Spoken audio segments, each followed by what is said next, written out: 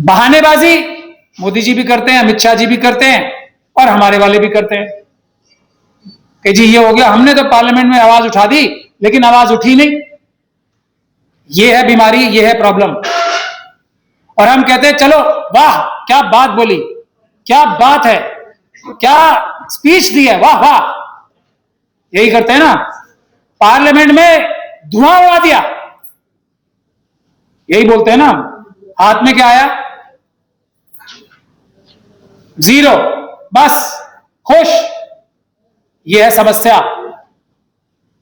अगर हम अपने लीडर्स को ही, क्योंकि लीडर्स भी हमारे रिलैक्स है ना, सब पता है, हमारी जो मानने वाले हैं हमें, उनके सामने हम जाके बोल देंगे जी मैं आपकी आवाज उठाऊंगा। अरे आवाज उठाने से क्या होगा, रिजल्ट कब लाऊंगा, वो हम पूछते ही नहीं, आवाज उठाऊंगा।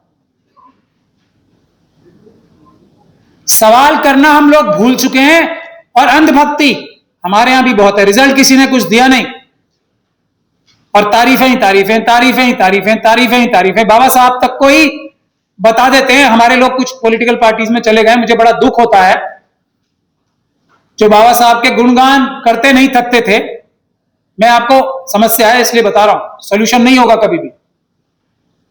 बड़े से बड़ा हमारा नेता कोई पॉलिटिकल पार्टी ज्वाइन कर ले तो जाके ये बताने लगता है कि जो 70 साल से पार्टी थी उसमें वो नहीं होती तो बाबा साहब के संविधान के तहत जो चीजें मिलती नहीं हमें। ये हमारे बड़े बड़े इंटेलेक्चुअल बोलते हैं, शर्म से सर झुक जाता है मेरा। किस चीज की तारीफ कर रहे हैं? बाबा साहब डॉक्टर भीमराव अंबेडकर ने अपने मुट्ठी भर साथियों के साथ मिलके वो चीज ब्लैक एंड व्हाइट में संविधान में देश जिससे चलेगा उस डॉक्यूमेंट में लिख दी। अब जो हमारे पॉलिटिकल पार्टीज ज्वाइन कर लेते हैं लीडर्स, वो क्या बोलते हैं हम पे एहसान करने के लिए कि ये पॉलिटिकल पार्टीज कितनी महान है, कि ये पॉलिटिकल पार्टीज जो रही हैं इतने सालों तक, उन्होंने अगर बाबा साहब के संविधान पे अमल ही नहीं किया होता तो हमें मिलता क्या। देख रहे हो क्या कह रहे हैं ये? और ये उन पॉलिटिकल पार्टीज को भी सोचना चाहिए। सोचने वाले हमारे समाजों में भी हैं। क्या कह रहे हैं वो? कि इन पॉलिटिकल पार्टीज ने, बाबा साहब ने जो संविधान के माध्यम से आपको दिया था, उन्होंने पूरी तरीके से नहीं चुराया, कुछ आपको उसमें से दे भी दिया। यही कह रहे हैं ना वो, कि भाई ये जो हम पढ़ लिख गए, हमें नौकरी मिल गई, हम ये बन गए, हम प्रोफेसर बन गए, इंजीनियर बन गए, ये इन पॉलिटिकल पार्टीज की देन है। बाबा साहब ने जो लिखा था वो अमल नहीं करते तो हम क्या कर लेते? ये जो बोलते हैं ना, ये है हमारे कर्णधार नेता, और हम उन्हें नेता मानते हैं, उनकी तारीफें करते हैं। बाबा साहब की सारी मेहनत, जितनी कुर्बानियां, सब जीरो। और ये एहसान कि उन्होंने बाबा साहब की दी हुई चीजों में चोरी नहीं की, पूरी तरीके से थोड़ा बहुत आपको दे दिया। अब फिर यहां पे आंदोलन कर रहे हैं कि जी राम मंदिर में से चोरी कर ली। यही काम तो बाकी सब कर रहे हैं। रिजर्वेशन पूरी तरीके से मिली जिन लोगों के लिए है, बैकलॉग है या नहीं है, और हम तारीफें करते नहीं थक रहे हैं। यह है बीमारी की जड़। अपने लीडर्स को आइडेंटिफाई हमें करना पड़ेगा, और जो लोग इस तरह की बातें करें, झूठा एहसान माने, उन लोगों का एहसान माने जिन्होंने हक तलफी की है, और उसकी मसलियत बताएं फिर कि जी ये वजह ये है, नहीं तो बीजेपी आ जाएगी। फिर तो आप जो सबसे बड़े टारगेट है मुस्लिम कम्युनिटी, वही बन गए। अब तो सबके लिए यही हो गया, नहीं तो बीजेपी आ जाएगी। और ये बीजेपी रहेगी, आरएसएस और बीजेपी रहेगी, बिल्कुल रहेगी, कोई नहीं रोक सकता, क्योंकि ये हमारे लीडर्स ही ऐसे हैं, सच बोलने को तैयार नहीं है, हिम्मत नहीं है सच बोलने की। अब कांग्रेस पार्टी का मैं एग्जांपल दूं तो हम लोग जो आंदोलन सड़कों पे करते हैं, उससे राहुल गांधी जी ने कुछ सीखा, उन्होंने गलती मानी। अपनी पॉलिटिकल पार्टी की जो आज तक की लाइन थी वो बदल के उन्होंने गलती मानी कि हाँ हमसे गलती हुई। ठीक है, मानी कि नहीं मानी? बाबा साहब का नाम लेना शुरू किया, संविधान को दिखाने लगे, ठीक। और हमारे ही लोग जाके वहां ये बोल रहे हैं कि भाई ये नहीं होती पार्टी तो हमें कुछ मिलता ही नहीं। तो जो नेता सही रास्ते पे थोड़ा सा चला था ना, राहुल गांधी, उसको वापिस उस तरफ ले आया कि नहीं नहीं आप ही ने तो किया है सब कुछ। अब राहुल गांधी जी क्या कर लेंगे? क्योंकि उन्हें लगा ये तो इसी से सेटिस्फाइड हैं, इनका 100% हक बाबा साहब ने दिया था, हमने 5% दिया है, उसमें ही हमारा एहसान मान रहे हैं। ये है बुनियादी बात। अब आप जिस भी पॉलिटिकल पार्टी में रहो, अब किसी नाम से पुकार लो, बहुजन नाम था, अब यहां भी आपने बहुसंख्यक लिख लिया। बहुजन में कुछ परेशानी थी?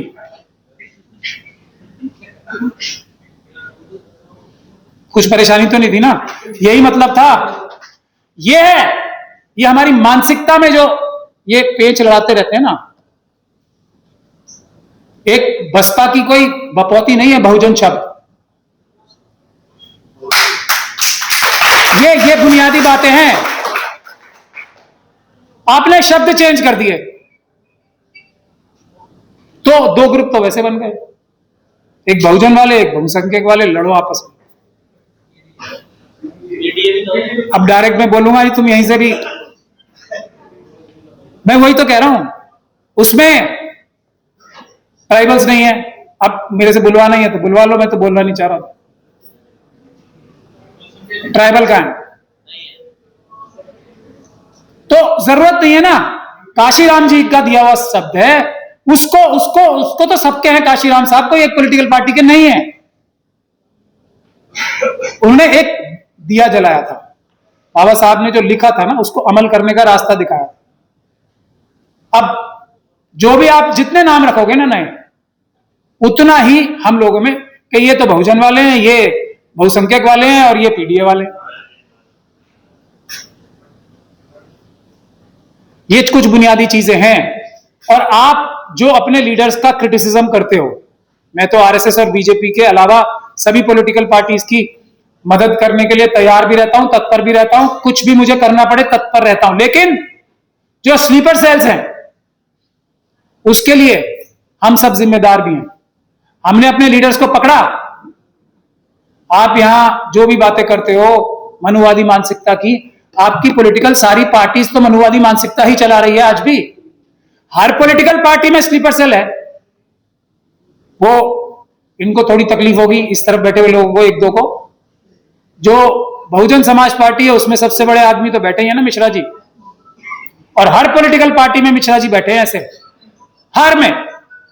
और वो आपको कुछ करने दें तो मुझे बता देना, आपका हक आपकी पार्टी के अंदर पदों में दिलवा दें तो मुझे बता देना। और उसका नुकसान आपकी पॉलिटिकल पार्टीज को भी हो रहा है, सब पॉलिटिकल पार्टीज को इसी एक बात का नुकसान हो रहा है, बीजेपी और आरएसएस का सूपड़ा साफ हो जाएगा अगर ये स्लीपर सेल्स हटा दिए जाएं। कुछ करने की जरूरत नहीं है, कुछ करने की जरूरत नहीं है। जनता, मैं तो ये बहुत 1-2 साल से तो बोल ही रहा हूं कि बीजेपी और आरएसएस से नफरत करती है इस देश की जनता। नफरत मतलब नफरत। और वो नजर आ गया आप लोगों को। ये जो स्टेज पे बैठे थे, इनके हाथ में थोड़ी रहा कुछ भी। वो नफरत तो दिल में थी सबके। आप कितनी वोटर लिस्ट के लिए चेंज कर लो, कितनी एसआईआर लागू कर दो, बचे हुए तो फिर भी नफरत करेंगे। तो बीजेपी और आरएसएस को बचाने के लिए जो सबसे बड़ा हथियार मोदी जी, अमित शाह जी के पास, आरएसएस और बीजेपी के पास है, वो है आप सबकी पॉलिटिकल पार्टीज के अंदर बैठे हुए स्लीपर सेल्स। और वो हटाना आप सब लोगों के बाएं हाथ का काम है। आप उस चीज पे काम ही नहीं कर रहे हो। कुछ नहीं होगा, बीजेपी और आरएसएस यूपी में जीतेगी, आप जितना दम लगा, कुछ नहीं होगा, मैं बोल रहा हूं। और अगर आप सच्चे हो अपने अपने मन से, अपनी अपनी पॉलिटिकल पार्टीज के लिए, तो अपने लीडर्स को पकड़ो और निकाल बाहर खड़ो बेइज्जत करके इन स्लीपर सेल्स को। कुछ नहीं होगा। नहीं, आप अपनी लीडरशिप से, मैं आपको बता रहा हूं, कार्यकर्ता ठीक है हर एक पॉलिटिकल पार्टी के, मैं ये बात पूरी रिसर्च करके बता रहा हूं। लीडर्स भी कमोबेश ठीक है हर पॉलिटिकल पार्टी के। अब तो ठीक हो गए, जो नहीं थे वो भी। सबके इतने डंडे और इतने जूते पड़े हैं ना, सब लीडर्स ठीक हो चुके हैं मन में। और कार्यकर्ता तो है ही बहुत बढ़िया। कार्यकर्ता बढ़िया, मैं सबसे अच्छे इसलिए बोल रहा हूं कि ना उन्हें कोई पद मिल रहा है, ना उन्हें कोई बेनिफिट्स मिल रहे हैं, और यह भी पता है कि हम पूरी ताकत लगाएंगे और टिकट कोई पिछले दरवाजे से ले लेगा, उसके बावजूद भी जान हथेली पे लेके आज भी सामने आने को तैयार है कार्यकर्ता हर पॉलिटिकल ऑपोजिशन पार्टी के, आरएसएस बीजेपी।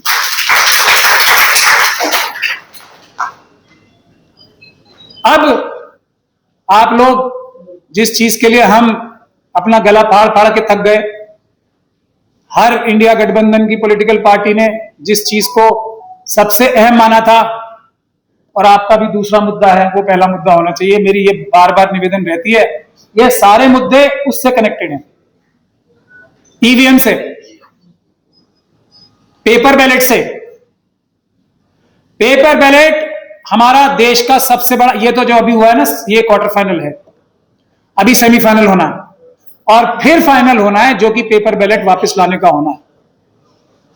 और पेपर बैलेट का आंदोलन जो फाइनल होगा, ईवीएम हटाने का और पेपर बैलेट वापस लाने का, उसके बाद अगर वो आप लोगों ने सफल कराया तो आरएसएस और बीजेपी का नामो निशान नहीं बचेगा इस देश में, मैं ये आपको गारंटी दे रहा हूं। चिन्हित करो आप अभी से, और मैं भी पूरे देश में फीडबैक ले रहा हूं, आप लोग थोड़ी मदद कर दो तो ये आंदोलन अभी से शुरू हो जाएगा, वरना थोड़ी देर में होगा तो जरूर। आप लोग, मैं इसलिए कह रहा हूं कि मुझे यहां बहुत सारे पॉलिटिकल पार्टी के जो कार्यकर्ता समझ लो या नेता समझ लो बैठे नजर आ रहे हैं।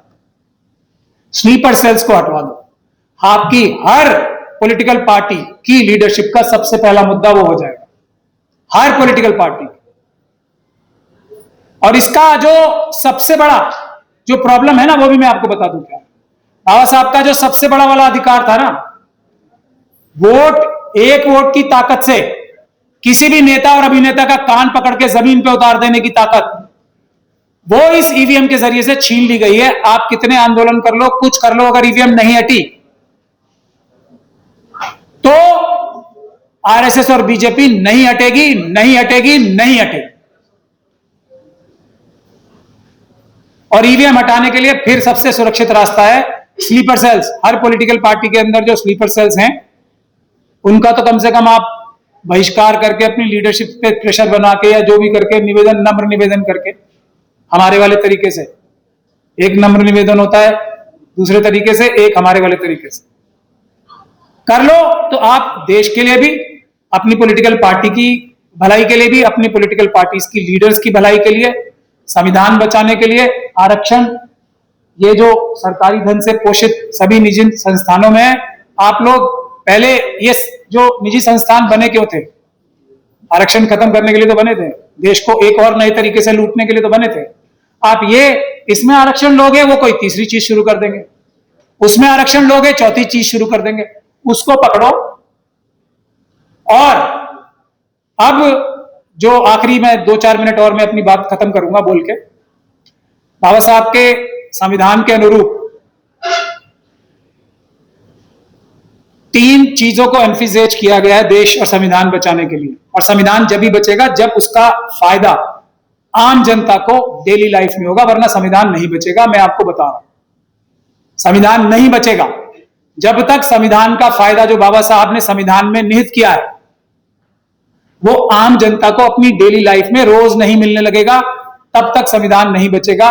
आज हम थोड़े दिन के लिए किताब बचा लेंगे तो किताब को फिर जलाया जाएगा, जैसे बाबा साहब ने मनुस्मृति जलाई थी।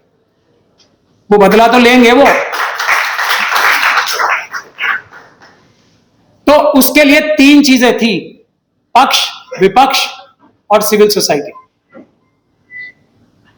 पक्ष और विपक्ष दोनों फेल हो चुके हैं, इसमें किसी को कोई शक रहना नहीं चाहिए। पक्ष तो बेईमानी कर ही रहा है, विपक्ष उस बेईमानी को रोकने में पूरी तरीके से नाकाम है। बहानेबाजी कितनी कर लो उससे हमें मतलब नहीं है, और होना भी नहीं चाहिए। आप किसी को लीडर मानो, उसके वादे सुनो, उसने जो वादे किए हैं मैं ये काम खत्म कराऊंगा, वो नहीं करा पा रहा तो फेलियर है। जैसे मोदी जी फेलियर है, वैसे ही लीडर ऑफ द ऑपोजिशन भी फेलियर है, क्योंकि वो मोदी जी की बेईमानियों को रोकने में नाकाम है। फिनिश, इसके आगे कुछ नहीं। तीसरी चीज है सिविल सोसाइटी। जब ये दोनों पक्ष विपक्ष फेल हो जाए, मिल जाए, ये मैं आपके विवेक पे छोड़ चुका हूं, फेल ही हो गए या मिल ही गए, तो सिविल सोसाइटी है जो इन दोनों के खिलाफ जाके एक तीसरी लाइन बना के एक असली जो डेमोक्रेसी है ना, और उस डेमोक्रेसी में जो असली कार्यकर्ता होगा वही जीत के आएगा। क्योंकि आजकल आप किसी पार्टी को जिता भी दोगे तो कुछ हो रहा है फायदा? बस आखिरी 2-3 बातें कह रहा हूं मैं। आपने अब ये कांग्रेस पार्टी सेफ है 100 सीटें लेके, 99 सीटें लेके, मुझे बताओ आप 50 से ज्यादा उनके डायरेक्ट टच में है। ये तो आंदोलन हो गया है, वरना अब तक आपके 400 पार हो चुके होते। ये मैं बता रहा हूं आपको, राहुल जी को शायद ये नहीं पता हो। 400 पार उनके हो गए थे अगर ये आंदोलन इस तरीके से आरएसएस और बीजेपी के हाथ से नहीं निकल जाता, उनकी प्लानिंग के बाहर नहीं हो जाता। आप लोगों को चुन के भेजोगे ना, वो उन लोगों को ही तोड़ लेंगे। टीएमसी तो बहुत मजबूत पार्टी थी, क्या असर किया? रास्ता सिर्फ और सिर्फ यही है, सिविल सोसाइटी को पक्ष और विपक्ष दोनों पे लगाम रखनी पड़ेगी। आप लोगों को जेन्युइन लीडरशिप, कोई फर्क नहीं पड़ रहा। अब इस बात को भूल जाओ कि ये पॉलिटिकल पार्टी है, इसके 100 एमपी होंगे, 150 होंगे तो वो टूटेंगे नहीं। वो सब मिथ्या खत्म हो गई ना, अब तो कोई शक नहीं रह गया किसी को। आप 200 ले आओ, वो 200 में से भी तोड़ लेंगे, 150 तोड़ लेंगे वो। तो ये भी एक जो हमारे सामने एक बना के रखा हुआ था ना कि जी ये अकेले अकेले जीतेंगे तो वैसे चले जाएंगे, अब आप दुकेले और 28-28 जिता लो, 20 के 20 चले जाएंगे। तो चुन चुन के जो सच्चे अम्बेडकरवादी हैं, ये उनको सामने आना पड़ेगा। वकीलों को सबसे आगे सामने आना पड़ेगा। वकील जो, अब तो हमारी बात बड़े बड़े वकील भी मान रहे हैं ना, अब पिटीशंस नहीं डाल रहे हैं अंदर कोर्ट के। हम लोग तो रोज पिटीशंस डाल के और जीत के भी कोई हाथ में नहीं ले पाए ना। तो बड़े बड़े वकील भी भारत के संविधान का प्रिएम्बल कोर्ट के बाहर पढ़ रहे हैं, जो अपने आप को बड़ा वकील कहते हैं। मैं तो किसी भी बड़े वकील को अच्छा वकील मानता ही नहीं। तो उनको भी मजबूर होकर संविधान पढ़ना पड़ रहा है अदालतों के अंदर पिटीशंस लगाने से बचकर। तो बस मुझे यही कहना है, स्लीपर सेल्स को टारगेट बनाओ और अपने अंदर से सिविल सोसाइटी के अच्छे अच्छे लोग चुनो। वकीलों को सबसे आगे रहना पड़ेगा। आप लोग आंदोलन आंदोलन और आंदोलन करो। हम वकील आपकी ढाल बनके हर आंदोलन में आपकी हिफाजत करेंगे, सड़क के ऊपर भी, और जरूरत पड़ी बाबा साहब डॉक्टर भीमराव अंबेडकर को हम सब मानते हैं या मानते हैं ऐसा हम कहते हैं। उनकी बहुत सारी खूबियां थी। एक खूबी यह भी थी कि वो प्रॉब्लम को, मुसीबत को आइडेंटिफाई ठीक से करते थे और उसका सलूशन ठीक से देते थे। हमारी सबसे बड़ी समस्या जो आज है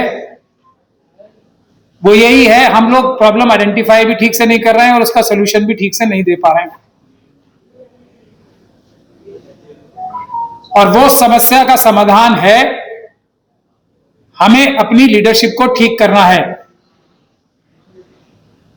अगर हम अपनी लीडरशिप ठीक नहीं कर पाए, और ये सबसे आसान काम है, लीडरशिप अगर हमारी ठीक नहीं होगी, जो कि ठीक नहीं है, किसी भी हमारे समाज जो है, शेड्यूल कास्ट, शेड्यूल ट्राइब, मुस्लिम, सिख, क्रिश्चियन, बौद्ध और पिछड़ा वर्ग, अति पिछड़ा वर्ग, किसी की भी लीडरशिप ठीक नहीं। ये सबसे बड़ी समस्या है और इस समस्या का समाधान ज्यादा मुश्किल नहीं। लीडर मानना बंद कर दो। हम अगर मोदी जी को, हम लोग और आप लोग जो भी बोलते हैं तो लाठी पड़ती है, गोली, ये सब होता है ना, उससे भी ज्यादा कारगर चीज अगर कोई है तो हम अपने लीडर्स से सवाल करें। हम मोदी जी को बोलते हैं जी तुम फेलियर हो, तुमने देश बेच दिया, ये कर दिया, वो कर दिया। जो हमारे लीडर हैं, जो विपक्ष के नेता हैं या दूसरे नेता हैं, वो भी तो फेलियर हैं। वो इन बेईमानों को, लुटेरों को, चोरों को रोकने में नाकाम है, ये उनका फेलियर नहीं है।